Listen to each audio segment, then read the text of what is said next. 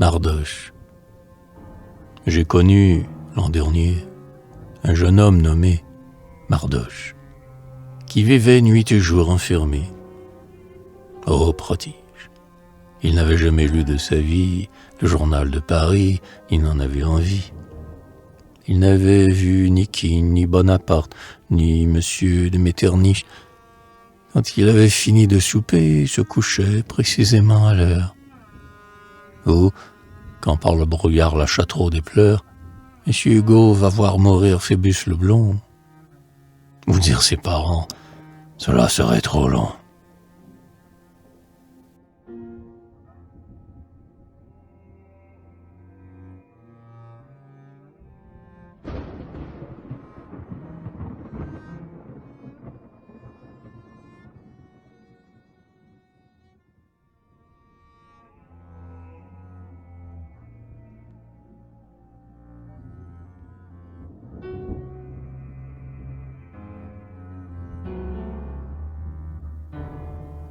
Bornez-vous à savoir qu'il avait la pucelle d'Orléans pour Railleul en ligne maternelle. D'ailleurs, son compagnon, compère et confident, était un chien anglais, bon pour l'œil et la dent. Cet homme, ainsi reclus, vivait en joie. À peine le spleen le prenait-il 4 fois par semaine. Pour ses moments perdus, il les donnait parfois à l'art mystérieux de charmer par la voix. Les muses visitaient sa demeure cachée, et quoi qu'il fît rimer idée avec fâché.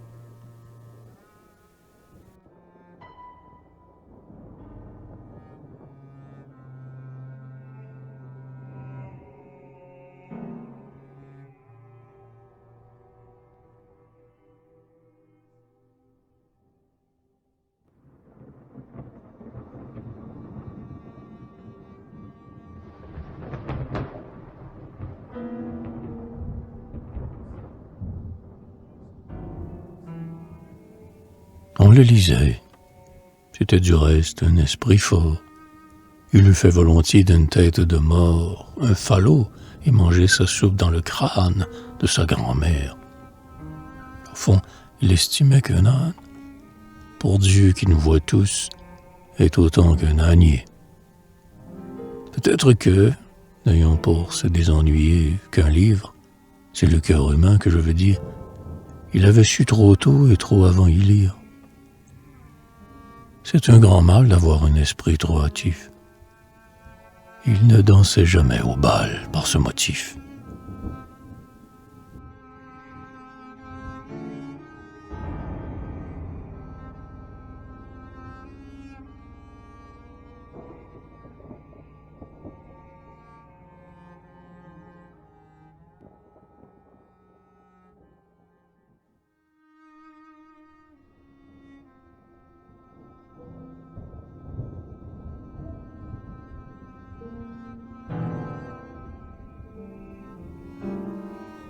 Le puits certifie pourtant qu'il avait l'âme, aussi tendre en tout point qu'un autre, et que sa femme, en ne le faisant pas, n'est pas été plus forte ni plus souvent battue, en vérité, que celle de Monsieur de C.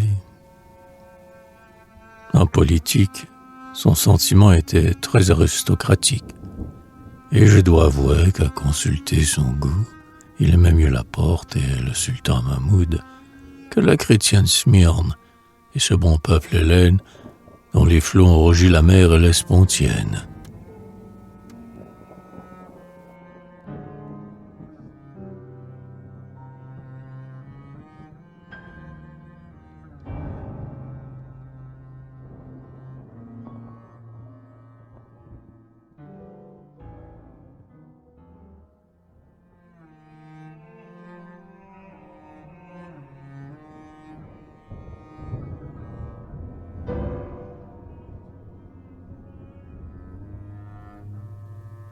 Et tachés de leur sang et marbre aux pas roses.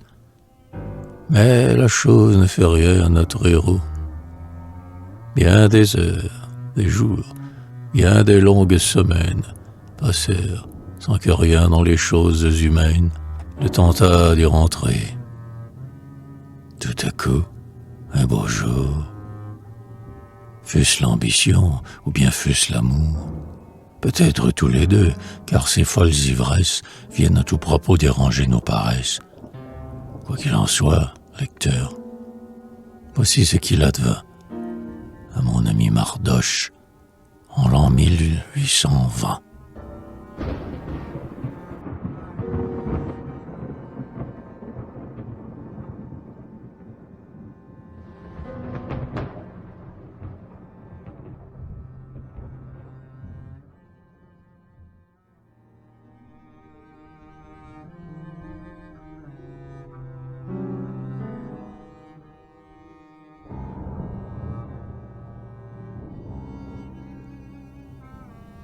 Je ne vous dirai pas quelle fut la douairière qui lui laissa son bien en s'en allant en terre, sur quoi des cénobites il devint élégant, et n'allant plus qu'en fiacre au boulevard de Gand.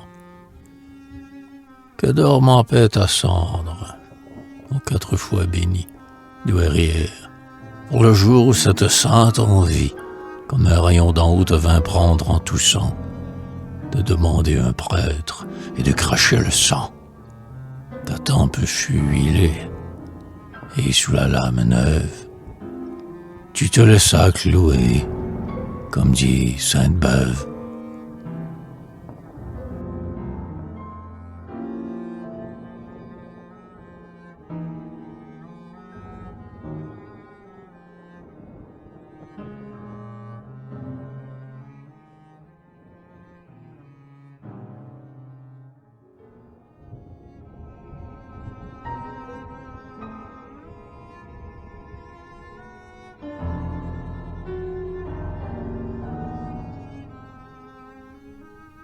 Tes meubles furent mis, douairière, au Châtelet.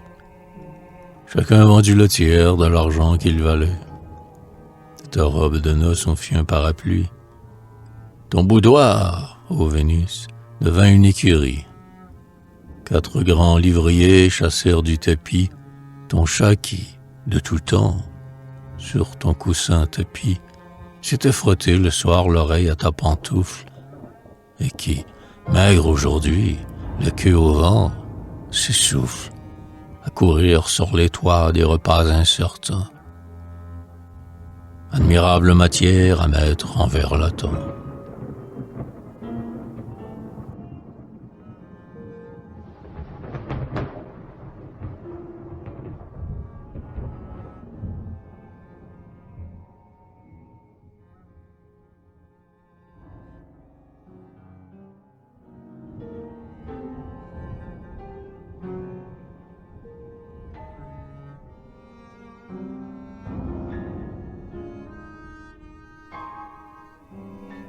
Je ne vous dirai pas non plus à quelle dame Mardoche, ayant d'abord laissé prendre son âme, dut ces douces leçons, premier enseignement que l'ami, à regret, donne à son jeune amant.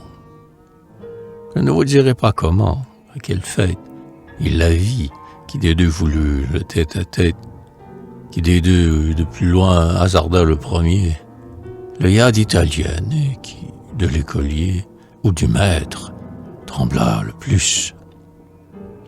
Hélas, qu'en sais-je que vous ne sachiez mieux, et que vous apprendrai-je?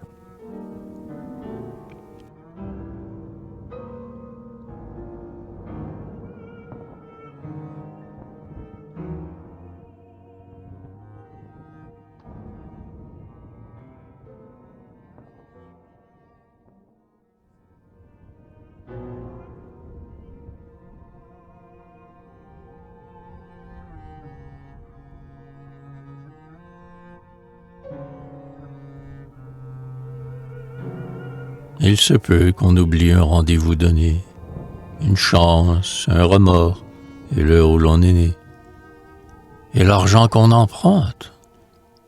Il se peut qu'on oublie sa femme, ses amis, son chien et sa patrie. Il se peut qu'un vieillard perde jusqu'à son nom, mais jamais l'insensé, jamais le moribond, celui qui perd l'esprit, ni celui qui rend l'âme, n'ont oublié la voix de la première femme, qui leur a dit tout bas ces 4 mots si doux, et si mystérieux. My dear child, I love you.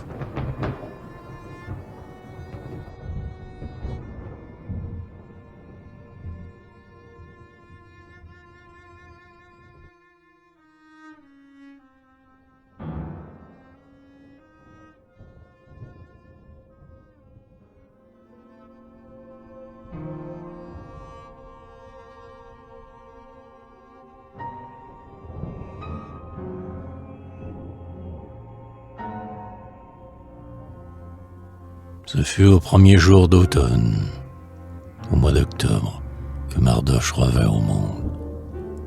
Il était sobre, d'habitude, et mangeait vite. Son cuisinier ne le gênait pas plus que son palefrenier. Il ne prit ni cocher, ni groom, ni gouvernante, mais, honni soit qui mal y pense, une servante. De ses façons d'ailleurs rien ne parut changer. Peut-être dira-t-on qu'il était mal logé. C'est à quoi je réponds qu'il avait pour voisine 2 yeux napolitains qui s'appelaient Rosine.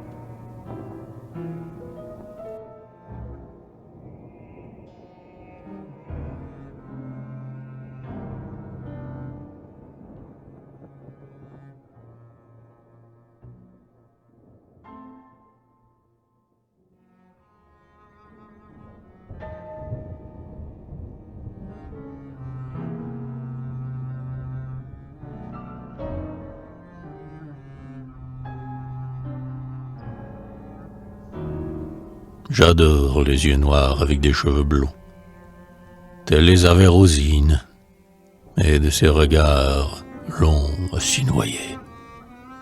C'étaient 2 étoiles d'ébène sur des cieux de cristal, tantôt mourants, à peine entrouverts au soleil, comme les voiles blancs des abbesses de cour, tantôt étincelants, calmes, livrant sans crainte une âme sans mélange, doux et parlant aux yeux le langage d'un ange.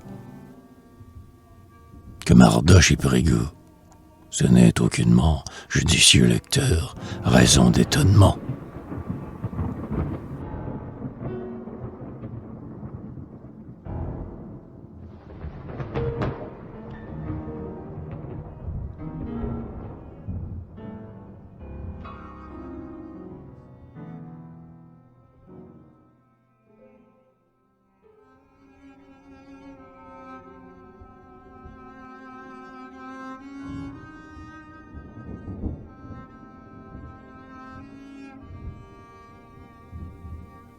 M'en croira qui voudra, mais depuis qu'en décembre, la volonté du ciel est qu'on garde la chambre, à coup sûr, paresseux fou comme je suis, à rêver sans dormir, j'ai passé bien des nuits. Le soir, au coin du feu, renversé sur ma chaise, mon menton dans ma main et mon pied dans ma braise, pendant que l'aquilon frappait à mes carreaux, j'ai fait bien des romans, bâti bien des châteaux. J'ai, comme Prométhée, animé d'une flamme, bien des êtres divins portant des traits de femme.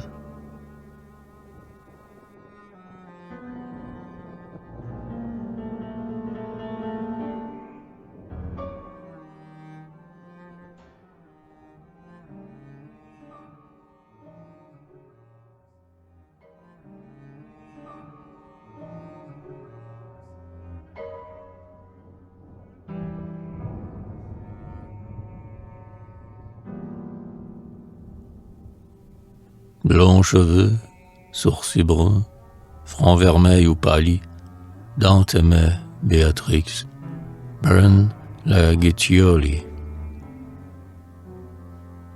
Moi, si je s'étais maître en cette fantaisie, je me suis dit souvent que je l'aurais choisi, à Naples, un peu brûlé à ces soleils de plomb qui font dormir le pâtre à l'ombre du sillon.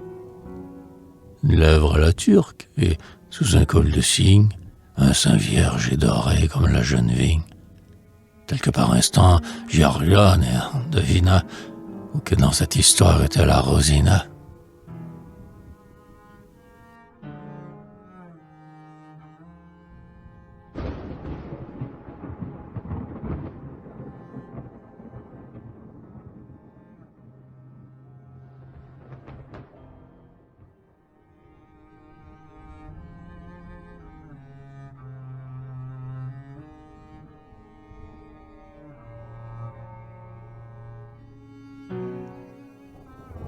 Il en est de l'amour comme des litanies de la Vierge.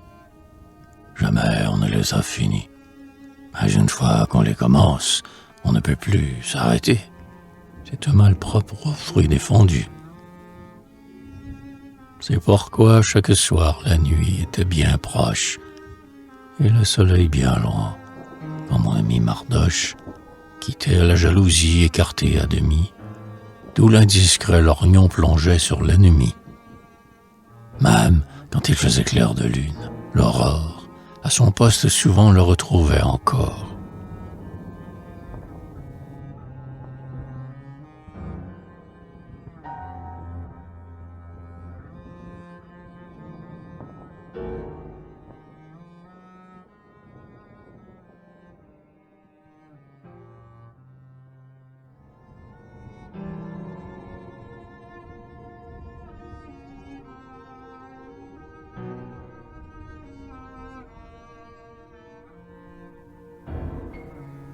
Philosophe du jour, je vous arrête ici.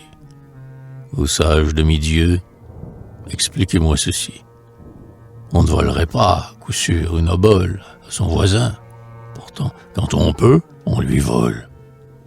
Ta femme, car il faut, au lecteur bien appris, vous dire que Rosine, entre tous les maris, avait reçu du ciel, avec les mains d'un notaire, le meilleur qu'à Dijon avait trouvé son père. On pense, avec raison, que sa mère, en partant, n'avait rien oublié sur le point important.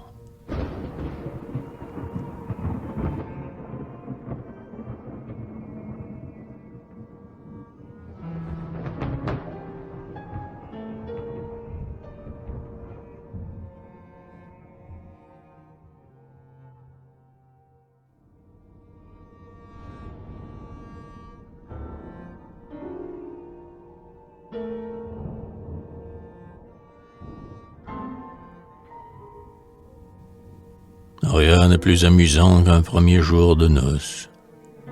Au déboté, d'ailleurs, on avait pris carrosse, le reste à l'avenant. Sans compter les chapeaux d'herbeaux, rien n'y manquait. C'est un méchant propos de dire qu'à 6 ans une poupée amuse, autant qu'à 19 ans un mari. Mais tout s'use. Une lune de miel n'a pas 30 quartiers, comme un baron saxon. Égare les derniers. L'amour est lâche. L'étrange et la fausse nature vit d'inanition et meurt de nourriture.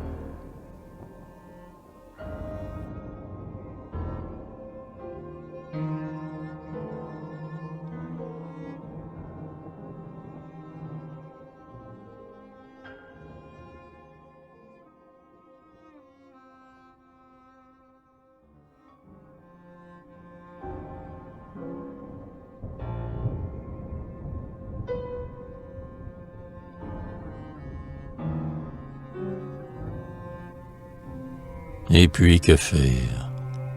Un jour, c'est bien long. Et demain, et toujours. L'ennui gagne. À quoi rêver au bain? Hélas, l'oisiveté s'endort, laissant sa porte ouverte. Entre l'amour. Pour que la raison sorte, il ne faut pas longtemps. La vie en un moment se remplit. On se trouve avoir pris un amant. L'un attaque en hussard la déesse qu'il aime, l'autre fait l'écolier. Chacun a son système. Hier, un de mes amis, se trouvant à souper auprès d'une duchesse, eut soin de se tromper.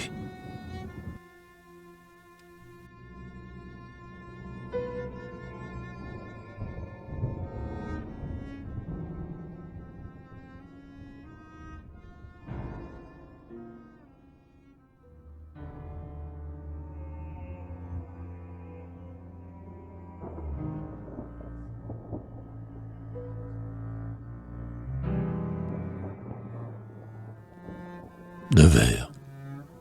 Mais vraiment, dit la dame en colère, êtes-vous fou, monsieur? Vous buvez dans mon verre? Oh l'homme peu galant, qui ne répondit rien, si ce n'est « Faites-en, madame, autant du mien ». Assurément, lecteur, le tour était perfide, car, l'ayant pris tout plein, il le replaçait vide. La dame avait du blanc, et pourtant rougi. Qu'y faire? On chuchota. Dieu sut ce qu'on en dit. Mon Dieu, qui peut savoir lequel en récompense le mieux, ou du respect, ou de certaines offenses?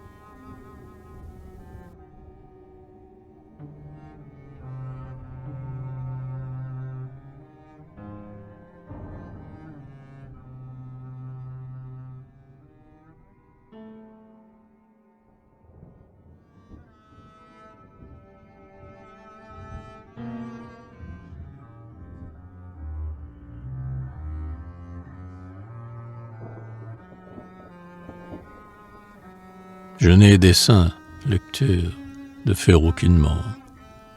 Ici, ce qu'à Paris on appelle un roman. Peu s'en faut qu'un auteur, qui pas à pas chemine, ne vous fasse coucher avec son héroïne. Ce n'est pas ma manière, et si vous permettez, ce sera 15 jours que nous aurons sauté. Un dimanche, observez qu'un dimanche la rue Vivienne est tout à fait vide et que la cohue est au panorama ou bien au boulevard. Un dimanche matin, 1h, 1h15.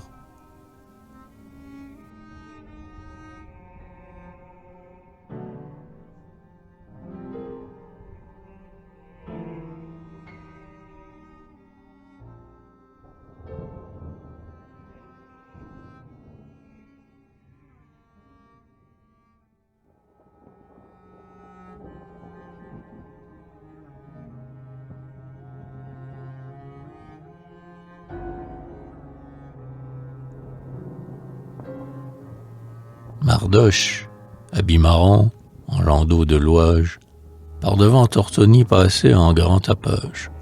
« Gare !» criait le groom. « Quoi, Mardoche en landau ?»« Ouais. » La grisette à pied, trottant comme un perdreau, jeta plus d'une fois sans doute à la portière du jeune gentleman l'œillat de meurtrière. Mais il n'y prit pas garde. Un important projet à ses réflexions semblait donner sujet. Son regard était raide et jamais diplomate, ne parut plus guindé, ni plus haut sur cravate.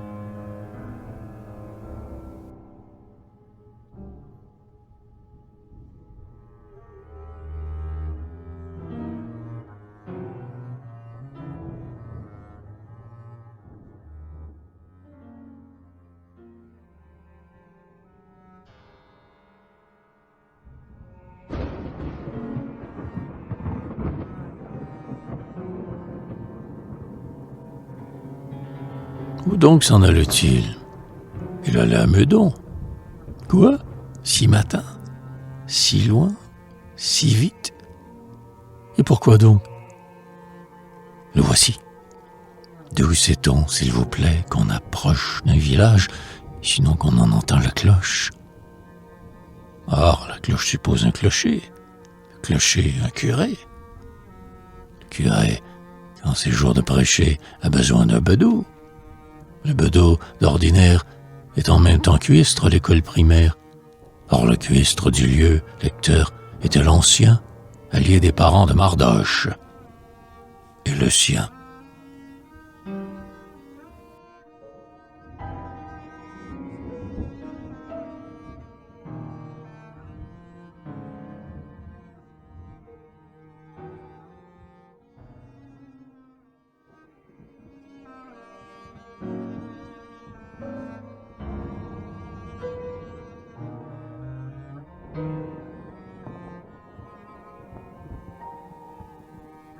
Ayant donc débarqué, notre héros fit mettre sa voiture en un lieu sûr qu'il put reconnaître, puis il s'éloigna, sans trop regarder son chemin, d'un pas plus mesuré qu'un sénateur romain.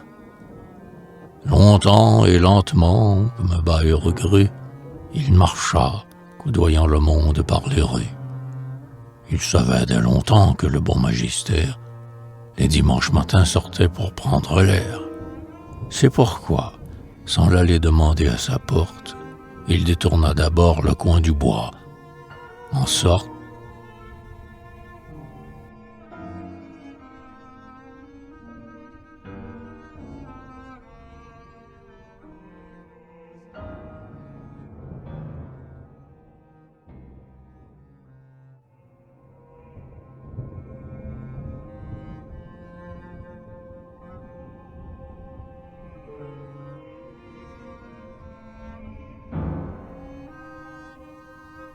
qu'au bout de 30 ans, il était devant lui. « And how do you do, mon bon père, aujourd'hui ?» Le vieillard, à vrai dire, un peu surpris, comme distrait d'un rêve, ôta de ses lèvres la pomme de sa canne. « Mon fils, tout va bien. Dieu merci, dit-il. Et quel sujet vous fait venir ici ?» Sujet, reprit Mardoche, excessivement sage. Très moral, sujet très logique. Je gage ma barbe et mon bonnet qu'on pourrait vous donner 17 éternités pour nous le deviner.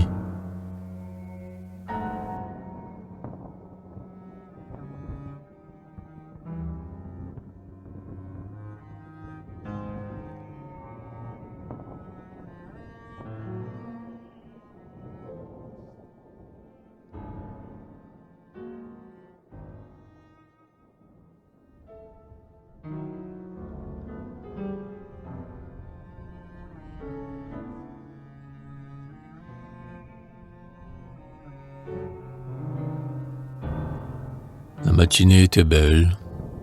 Les alouettes commençaient à chanter. Quelques lourdes charrettes soulevaient çà et là la poussière.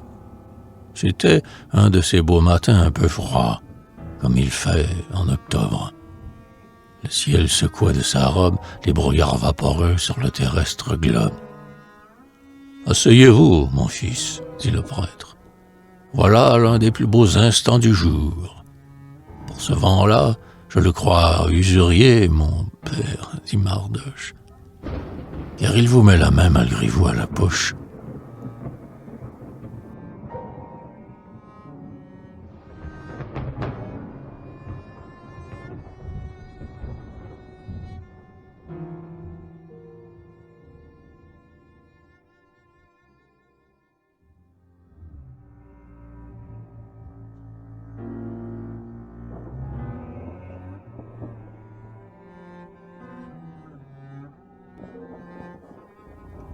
L'un des plus beaux instants, mon fils, où les humains puissent à l'Éternel tendre leur faible main. L'âme s'y sent ouverte et la prière aisée. Ouais, et nous avons là les pieds dans la rosée. Bon père, autant vaudrait prier en plus bas lieu. Les monts, dit le vieillard, sont plus proches de Dieu. Ce sont ses vrais autels. Et si le saint prophète Moïse le put voir, ce fut au plus haut fait. Hélas, reprit Mardoche, un homme sur le haut, du plus pointu des mots, serait-ce le Jungfrau?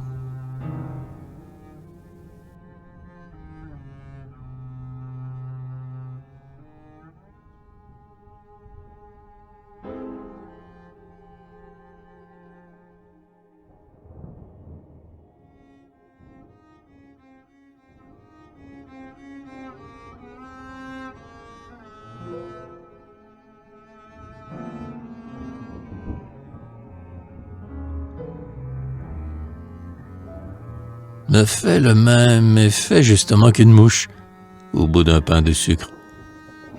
Ah, bon père, la bouche des hommes à coup sûr les met haut, mais leurs pieds les mettent bas. Mon fils, dit le docteur, voyez que vos cheveux sont d'or et les miens sont de neige. Attendez que le temps vienne. Et qu'en apprendrai-je? Prit l'autre, souriant de son méchant sourire. Science des humains n'est-elle pas mépris? Il s'assit à ce mot. Laissons cela, mon père, dit-il. Je suis venu pour vous parler d'affaires.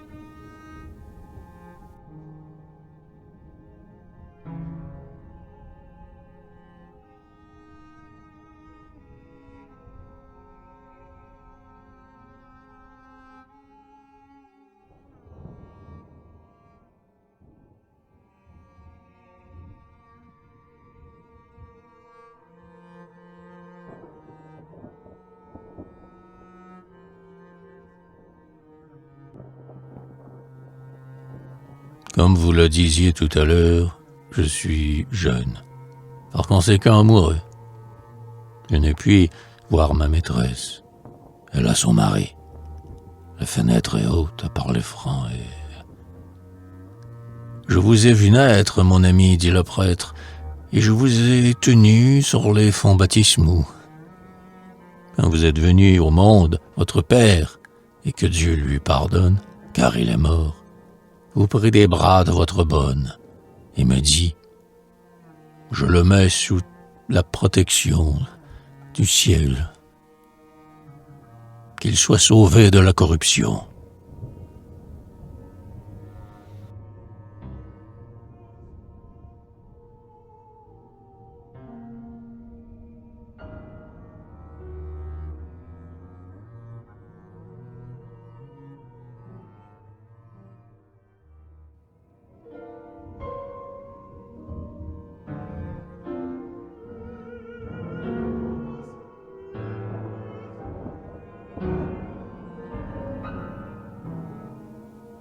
Le malheur, dit Mardoche, est que les demoiselles sont toutes, par nature ou par mode, cruelles, car je vous entends bien, et je sais que c'est mal.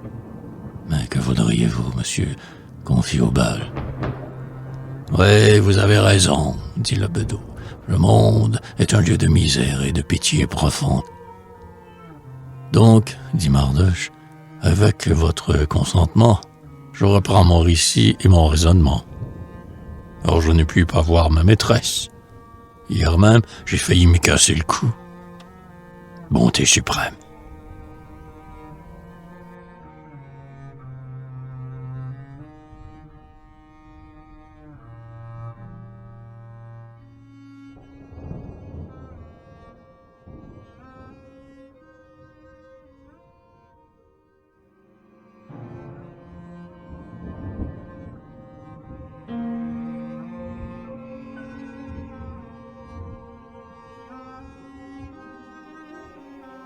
Dit le bedeau. C'est Dieu qui vous a frappé. Quel est le malheureux que vous avez trompé? Malheureux, dit Mardoche. Il n'en sait rien, mon père. Il n'en sait rien, mon fils. Nul secret sur la terre, ni secret bien longtemps. Bon, dit Mardoche, mais je ne bavarde guère et je n'écris jamais. Et quand cela serait, mon fils, je le demande, une injure cachée en est-elle moins grande? En aurez-vous donc moins desséché, désuni, un lien que la main d'un prêtre avait béni?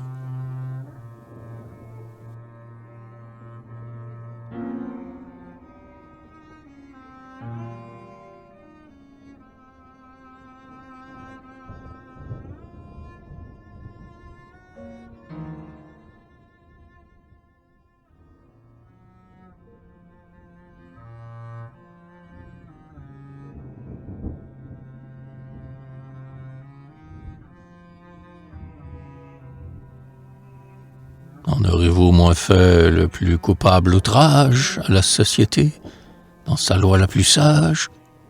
Ce secret qu'à jamais la terre ignorera, pensez-vous que le ciel, qui le sait, l'oubliera? Songez à ce que c'est qu'un monde, et que le nôtre a 4 pas de long, et pour l'horizon l'autre. Quittons ce sujet-ci, dit Mardoche. Je vois que vous avez le crâne autrement fait que moi. Je vous racontais donc comme quoi ma maîtresse était gardée à vue. On la promène en laisse.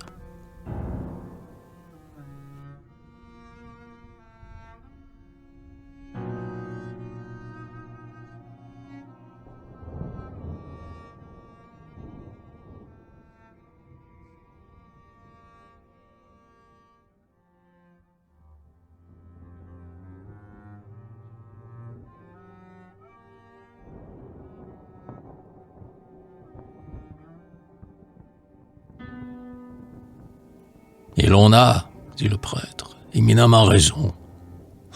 Qu'elle pense donc à garder sa maison, à vouer au Seigneur un cœur exempt de faim, à donner à ses fils un lait pur et la crainte du ciel. Mon révérend, dit l'autre, les oiseaux qui sont les plus charmants sont ceux qui chantent faux. Ne vous paraît-il pas simple et tout ordinaire qu'un rossignol soit laid, honteux, lorsqu'au contraire, le paon, ce malappris, porte un manteau doré, comme un diacre à Noël à côté du curé?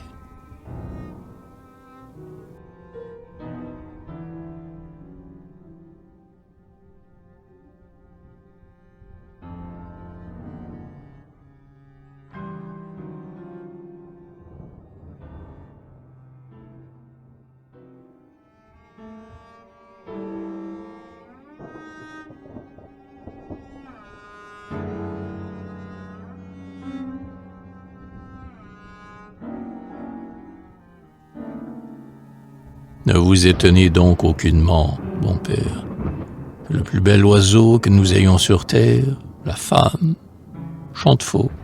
Et sur ce, laissez-moi vous finir mon récit. Je vous dirai pourquoi. Hier donc, je revenais, ayant failli me rompre les... Eh, dit le vieillard, qui donc l'a pu corrompre ainsi, fils d'un tel père et jeune comme il est? N'est-ce pas monstrueux? J'ai, dit Mardoche, fait mes classes de bonheur. Et puis, dans les familles, voyez-vous, j'ai toujours trouvé 4 ou 5 filles.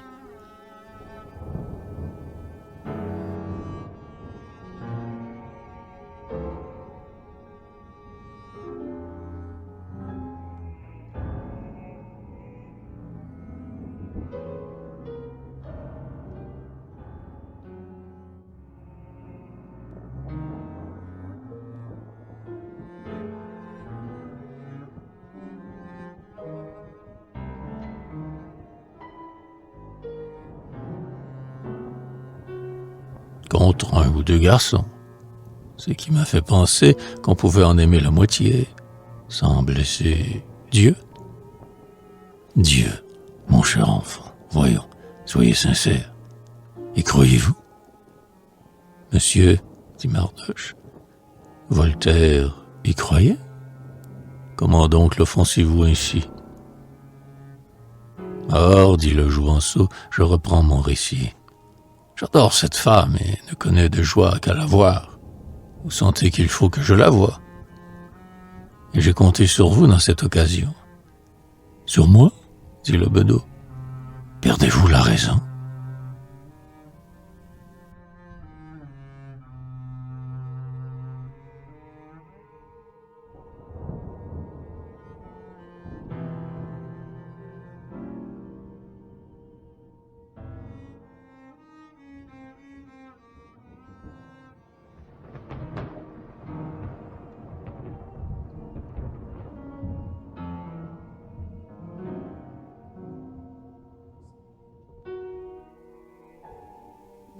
La raison, révérend, hélas, je l'ai perdue.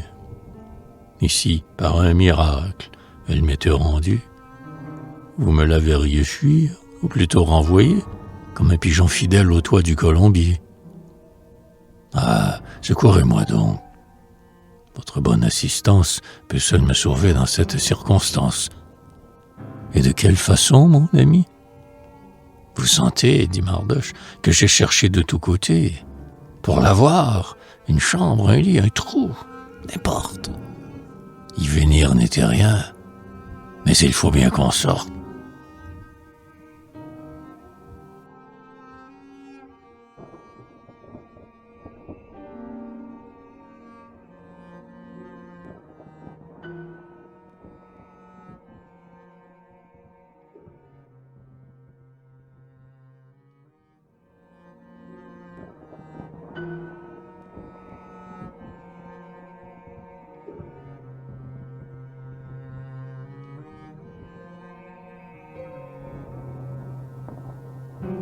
Et le rustre la guette. Mais eh bien, dit le bedeau, puis-je l'en empêcher? Vous avez un très beau lit à rideaux bleu ciel, monsieur. Un presbytère n'est pas suspect. Jamais, dit le vieillard. Mon père, dit l'autre, je n'ai pas si peu de temps vécu qu'au premier jour d'ennui, je crois à une vertu de partir. En parlant ainsi, l'ami Mardoche tirait tout bas un long pistolet de sa poche. Portez la main sur vous, mon fils, dit le chrétien. En êtes-vous donc là? Ne croyez-vous à rien?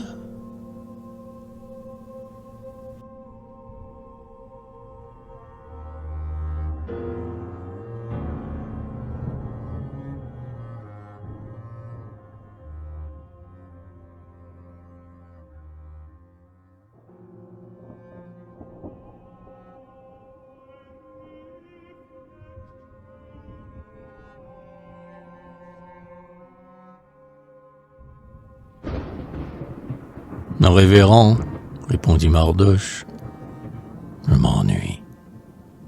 Shakespeare, dans Hamlet, dit qu'on tient à la vie parce qu'on ne sait pas ce qu'on doit voir après.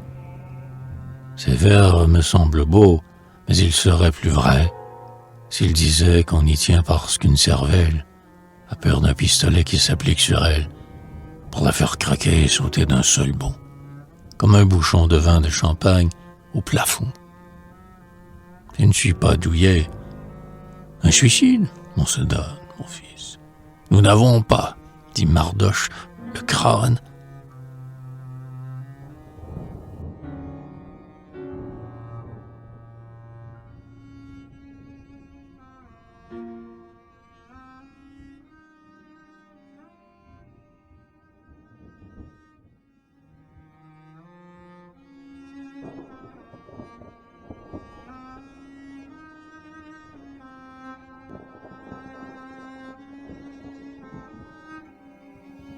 Fait de même. Attendez du moins jusqu'à demain, mon fils, et retirez ceci de votre main. Songez-y donc, chez moi, dans ma chambre, une femme, mon enfant, un suicide. Songez à votre âme. Henri VIII, révérend, dit Mardoche, fut veuf de 7 reines. Tu as 2 cardinaux, 19 évêques, 13 abbés, 500 prières, 61 chanoines, 14 archidiacres, 50 docteurs, 12 marquis, 310 chevaliers, 29 barons chrétiens et 20 roturiers.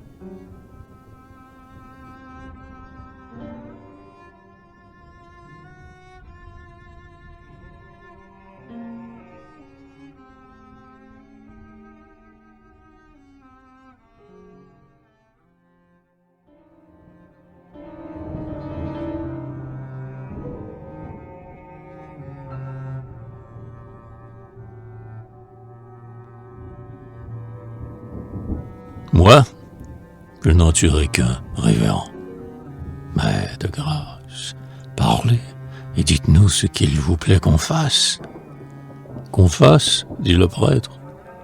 Et l'enfer, mon cher fils. L'enfer, monsieur, reprit Mardoche, je ne puis répondre là-dessus, n'ayant eu pour nourrice qu'une chèvre. Le bout de l'arme tentatrice brillait en plein soleil.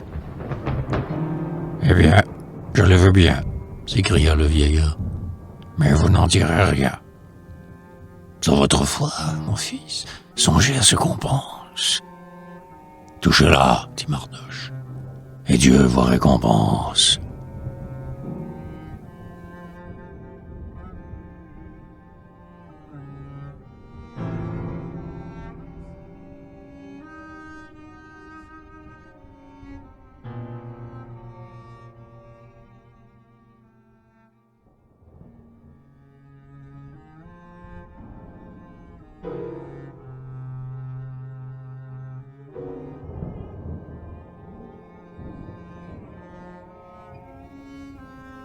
Telle fut, de tout point, la conversation qu'avec son oncle Évrard Mardoche eut à Meudon, car Évrard du Bedeau fut le nom véritable.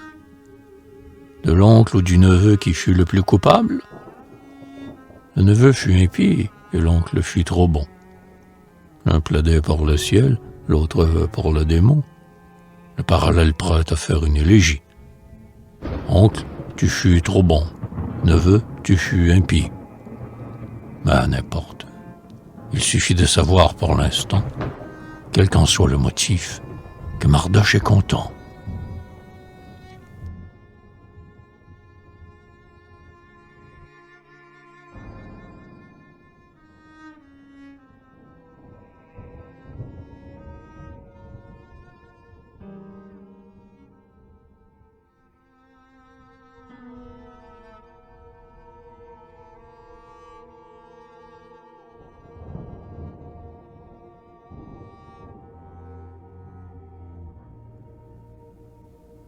De plus, j'ai déjà dit que c'était jour de fête. Une fête, à Meudon, tourne plus d'une tête. Et qui pouvait savoir, tandis que, soucieux, notre héros à terre avait fixé ses yeux, ce qu'il cherchait encore? Le fait est qu'en silence, au digne magistère, il fit sa révérence. Puis s'éloigna pensif, sans trop regarder où. La tête basse et, comme on dit, à pas de loup. Toujours un amoureux s'en va tête baissée, cheminant de son pied moins que de sa pensée.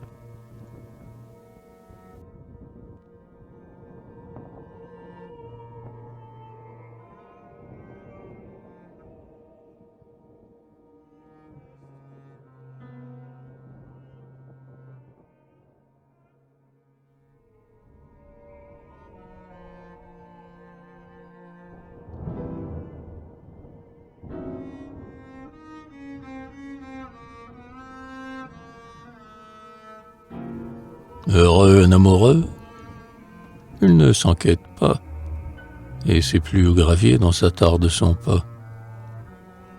On en rit, c'est hasard s'il n'a heurté personne, mais sa folie au front lui mène couronne, à l'épaule une pourpre, et devant son chemin, la flûte et les flambeaux, comme un jeune romain. Tel était celui-ci qu'à sa mine inquiète, on eût pris pour un fou, sinon pour un poète. Car où verriez plutôt une moisson sans pré, sans serrure une porte, et sans nièce un curé?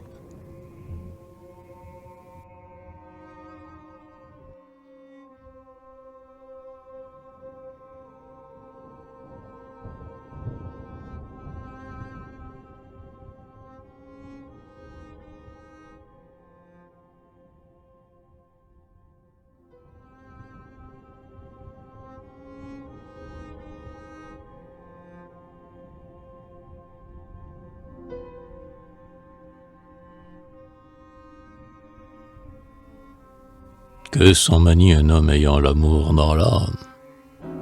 Comme il marchait pourtant, un visage de femme, qui passait tout à coup sous un grand voile noir, le jeta dans un trouble horrible à concevoir. Qu'avait-il? Qu'était donc cette beauté voilée? Peut-être sa Rosine. Au détour de l'allée, avait-il reconnu, sous les plis du châle blanc, sa démarche à l'anglaise et son pas nonchalant? Elle n'était pas seule. Un homme à face pâle l'accompagnait d'un air d'aisance conjugale.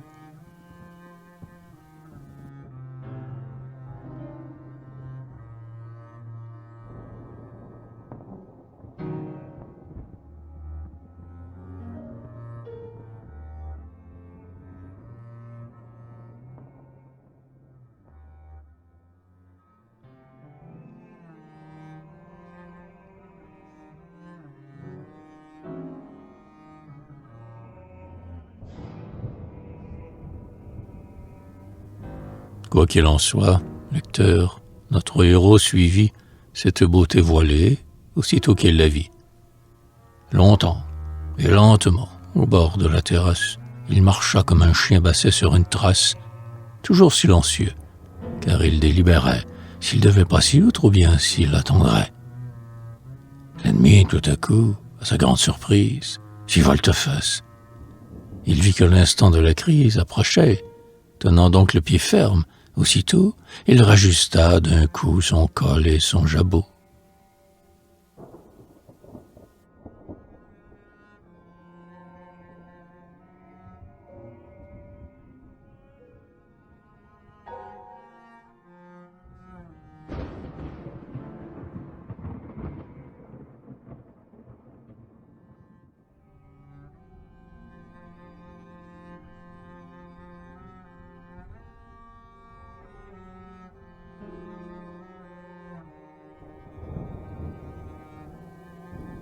muse.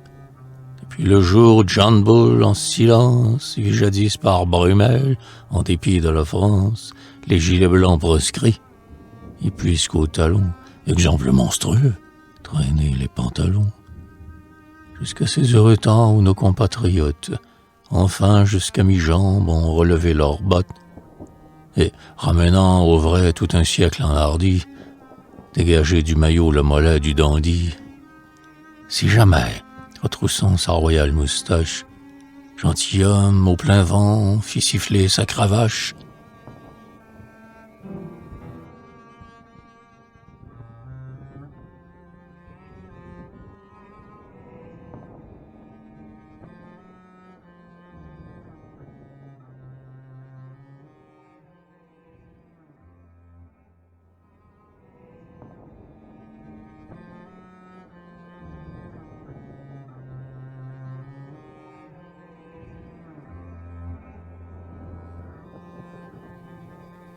D'un air tendre et rêveur, si jamais merveilleux, pour montrer une bague, écarta ses cheveux. Oh, surtout, si jamais manchon aristocrate, fit mollement plier la douillette écarlate. Oh, si jamais, pareil à l'étoile du soir, puis sous un voile épais scintille un œil noir, ou muse des licons, ou chasse du pierride, vous qui du double roc buvez les eaux rapides, dites, ne fût-ce pas lorsque, la canne en l'air, Mardoche en sautillant passa comme un éclair.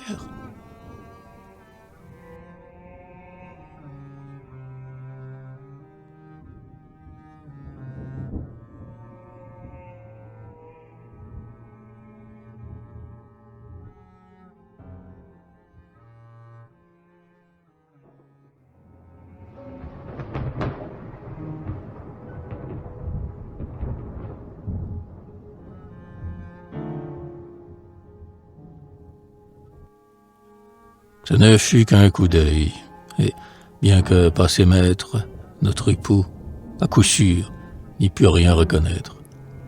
Un vieux Turc accroupi qui, près de la fumée, n'aurait pas eu le temps de dire « Mahomet ». La dame, je crois même, avait tourné la tête, et, sans s'inquiéter autrement de la fête, ni des gens de l'endroit, ni de son bon parent, Mardoche regagna sa voiture en courant. « À Paris !» dit le groom en fermant la portière. « À Paris, oh, l'étrange et la plaisante affaire !»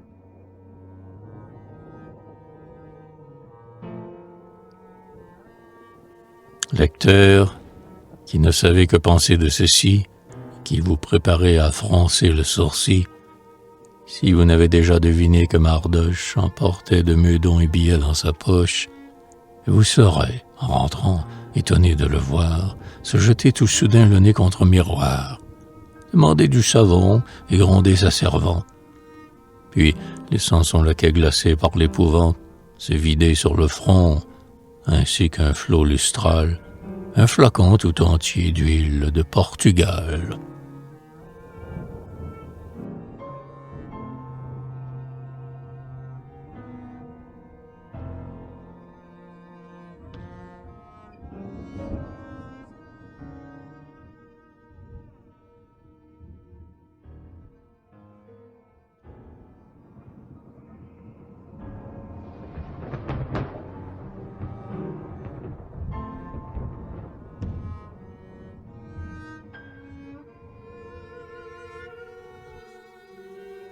Vénus, flambeau divin, astre cher aux pirates, astre cher aux amants, tu sais que ta cravate, un jour de rendez-vous, chiffonne un amoureux. Tu sais combien de fois il en refait les nœuds, combien coule sur lui de lait de rose et d'ambre. Tu sais que tes gilets t'habillent par la chambre, montrent un nom au hasard, 1000 fois essayé, pareil à des blessés qu'on heurte et foule aux pieds. Vous surtout, d'art léger, quand ses doctes emphases délient la consacrée par 4 périphrases.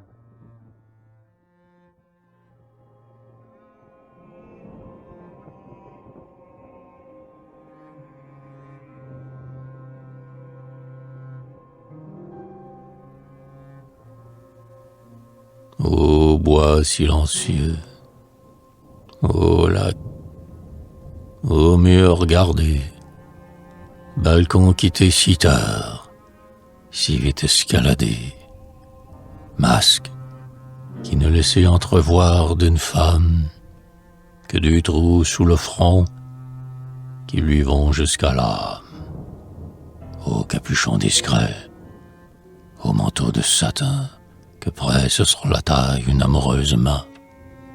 Amour, mystérieux amour, douce misère. Et toi, lampe d'argent, par les fraîches lumières, qui fait les douces nuits plus blanches que le lait. Soutenez mon haleine en ce divin couplet.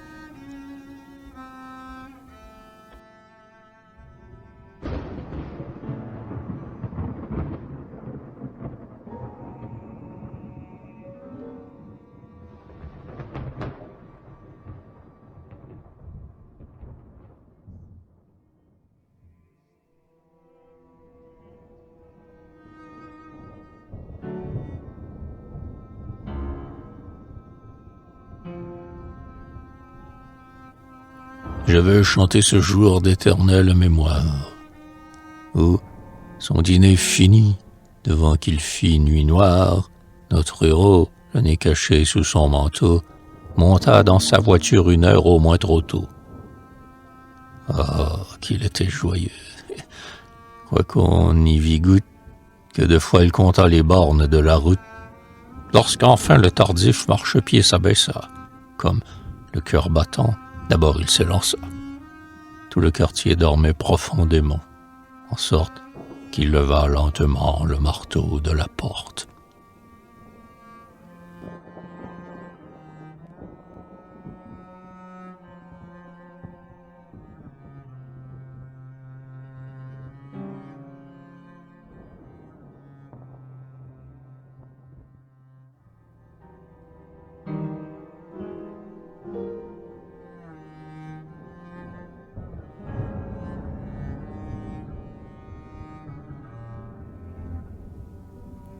Êtes-vous quelquefois sorti par un temps doux, le soir, seul, en automne, ayant un rendez-vous? Il est de trop bonne heure, et l'on ne sait que faire pour tuer, comme on dit, le temps ou s'en distraire. On s'arrête, on revient. De guerre lasse, enfin, on entre. On va poser son front sur un coussin, sur le bord de son lit, place à jamais sacrée. Tiède encore des parfums d'une tête adorée. On écoute, on attend. L'ange du souvenir passe et vous dit tout bas: l'entends-tu pas venir?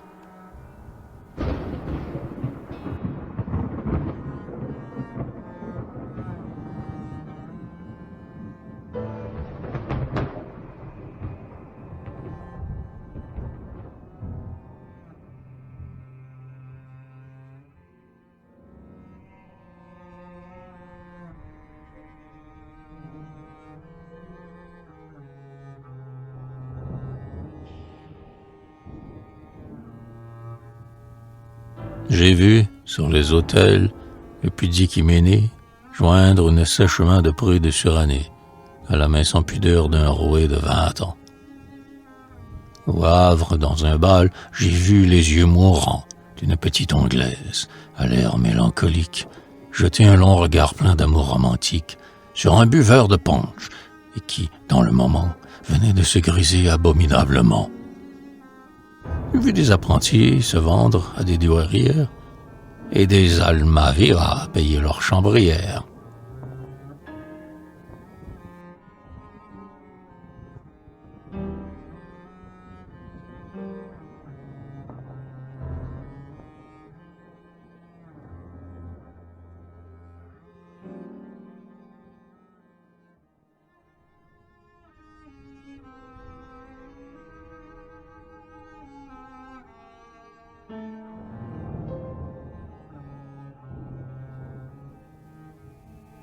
Est-il donc étonnant qu'une fois, à Paris, de jeunes cœurs se soient rencontrés et compris?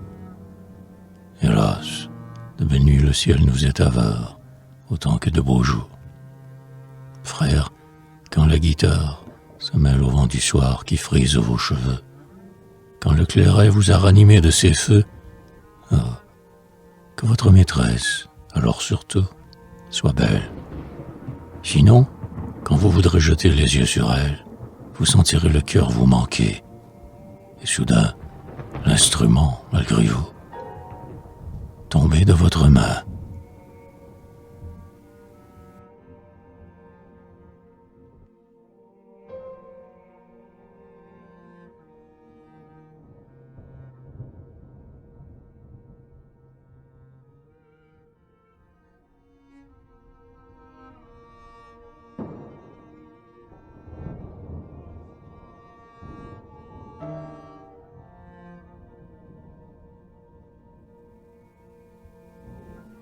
L'auteur du présent livre, en cet endroit, supplie sa lectrice, si peu qu'elle ait la main jolie, comme il n'en doute pas, d'y jeter un moment les yeux et de penser à son dernier amant. Qu'elle songe, de plus, que Mardoche était jeune, amoureux, qu'il avait pendant un mois fait jeune, que la chambre était sombre et que jamais baiser, plus long ni plus ardent, ne put être posé d'une bouche plus tendre et sur des mains plus blanches que celles que Rosine eut au bout de ses manches.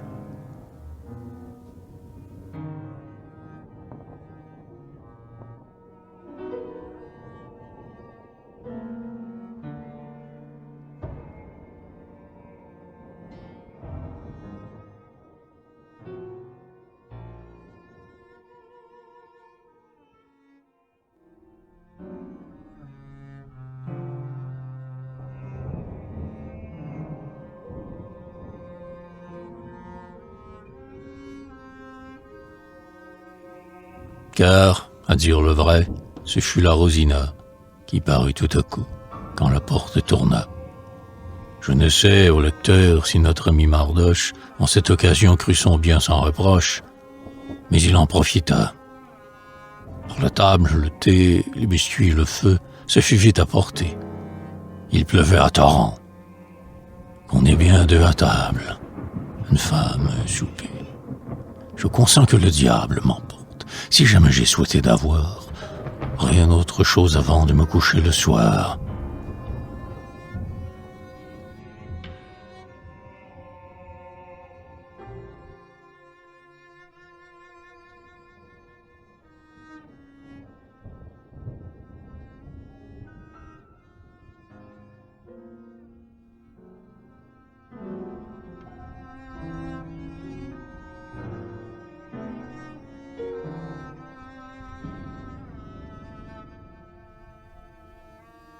Lecteur, remarquez bien cependant que Rosine était blonde, l'œil noir, avait la jambe fine, même, hormis les pieds qu'elle avait un peu forts, joignait les qualités de l'esprit et du corps. Il parut donc assez simple et facile à croire que son fier époux, sans être d'humeur noire, voulut la surveiller. Peut-être qu'il était averti de l'affaire en dessous. Le fait est que Mardoche et sa belle, au fond, ne pensaient guère à lui. Quand il cria, comme au festin de Pierre,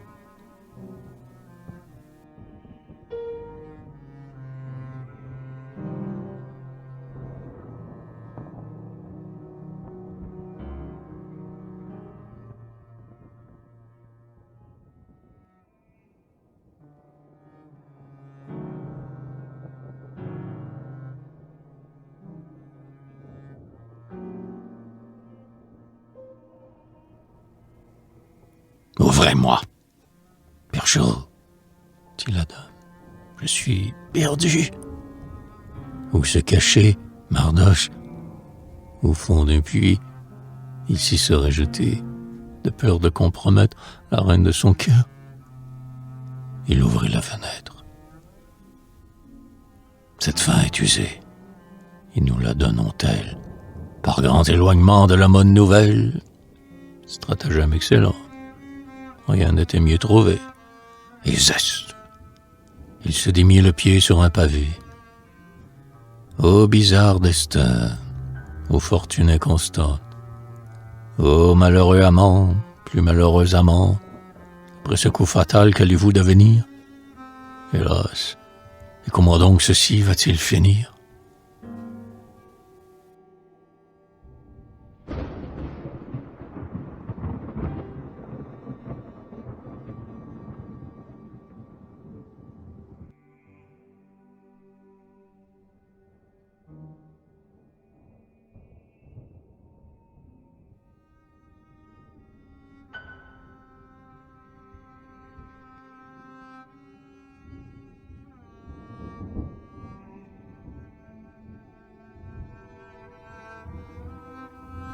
De tout temps, les époux, grands dénoueurs de trames, ont mangé les soupers des amants de leurs femmes. On peut voir, pour cela, depuis maître Gilles Blas, jusqu'à Crébillon fils et monsieur de Faublas. Mais notre Dijonais à la face chagrine jugea la chose mal à propos. Et Rosine, que fit-elle? Elle avait cet air désappointé que fait une perruche à qui l'on a jeté malicieusement une fève arrangée dans du papier brouillard en guise de dragée.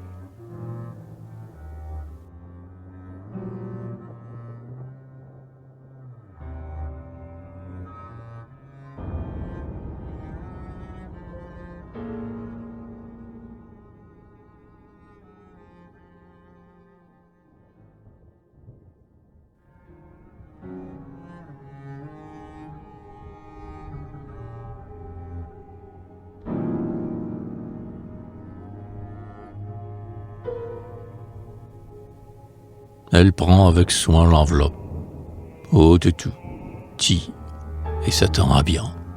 Puis, quand elle est au bout du papier imposteur, voyant la moquerie, reste moitié colère et moitié bauderie. « Madame, dit l'époux, vous irez au couvent. »« Au couvent? Oh, destin cruel et décevant. Le calice était plat. Il fallut bien le boire. » Et que dit à ce mot la pauvre enfant?